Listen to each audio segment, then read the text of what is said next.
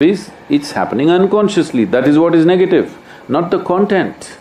You thought about a devil, that's negative, you thought about a god, that is positive, there's no such thing. The most negative thing that's happening right now is it's happening unconsciously, that is what is negative about it. And a whole lot of people have destroyed themselves trying to stop those thoughts that they think are negative. And they try to fight them in so many different ways. You create these things and then you fight them. It's your thought. You must be able to throw it and roll it back whenever you want, isn't it? You must be able to roll it out and roll it in as you want. But right now, your own ghosts have become so big that you want to fight them. If you win, you're really lost. Because something that is not true, if you fight and win it, you have really lost it, isn't it? So there is no such thing as negative and positive thought. Either it's a conscious thought or it's a diarrhea. So, how to stop this? See, suppose you are having diarrhea, physical diarrhea. First thing to do is, every other treatment is next. First thing to do is, stop eating bad food, isn't it? Something caused diarrhea, first thing is stop eating bad food, whatever caused this, stop that.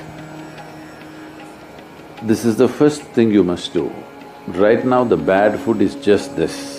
You identified yourself with something that you are not. Now you can't stop your thought process, do what you want. You do any mantra you want, think of any god you want, do whatever the hell you want. The moment you identify yourself with something that you're not, you cannot stop your mind. People think there is something called as negative thought and positive thought.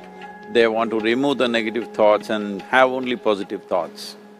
For such people, I would ask them to just experiment for 10-15 seconds. Let them forcefully remove one thought from their mind. For example, next 10 seconds, just don't think of a monkey. Try not to think of a monkey for next 10 seconds. You will see you will be full of monkeys. So what I'm saying is, this is the nature of your mind. Because in this mind, all the three pedals are throttle. There is no brake, there is no clutch. Whatever you touch, it will only go faster. In this kind of mind, people have been taught from moral teachers and religious teachers, do not think about bad things. Well, since then it's been a full-time job.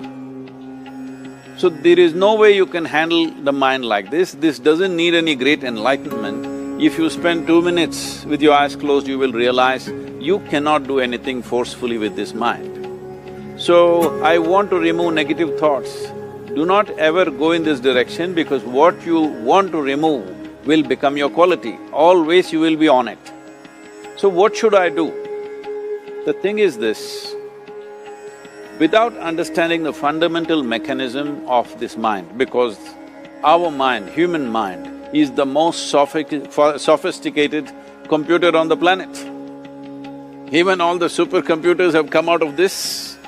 When this is the case, is it not important that we understand the mechanics of how it functions?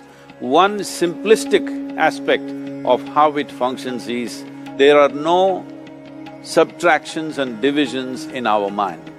There is only addition and multiplication. If you try to do something with it, it will say one more. If you try hard, it will multiply into many more. In this mind, you don't try to identify what is positive, what is negative and try to remove it. First of all, one needs to understand, this mind of yours, this body of yours is supposed to serve you. The life that you are is important. Body and mind are vehicles that must serve us. If you sit in a vehicle, it must go where you want to go.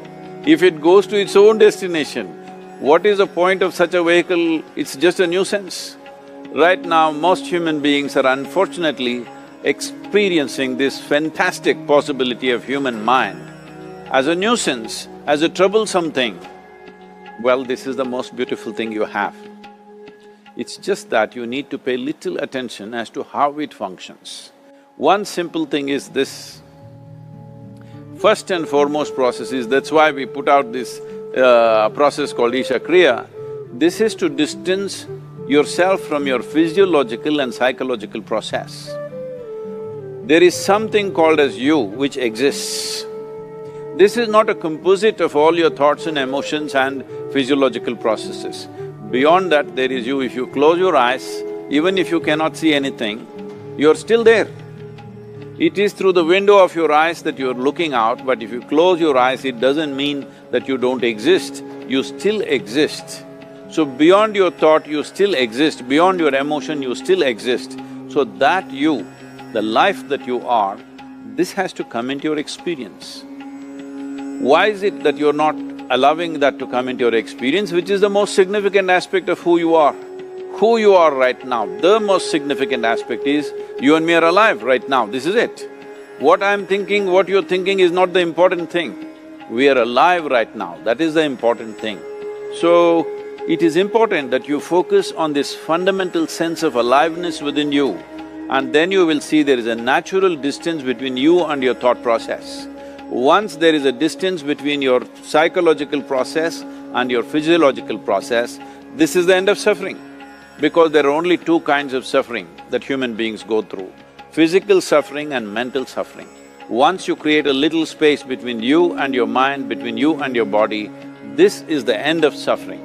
This is something every human being has to experience and know, otherwise thinking I will just remove negative thoughts and I will have positive thoughts, all the best, it's not going to work 100%, it's not going to work because nobody can remove it, they can avoid it for some time. So when negative thoughts come, you say Ram Ram, Shiva Shiva, whatever you want, but this is just avoiding, it's not gone. The moment you stop that, it will pop back with great force, otherwise it'll come back in your dreams. So it's very important, first of all you need to understand your anger, your resentment, your fear, your anxieties, the negativity that you generate. Generally resentment, anger, it is always directed towards somebody. But we need to understand this is poisons that we are drinking and expecting somebody else to die. Fortunately, life doesn't work like that. If I drink poison, I die. If I drink poison, you don't die. So, we need to understand this. When I say poison, today you can have yourself chemically analyzed. Right now, what is your blood work, what it says?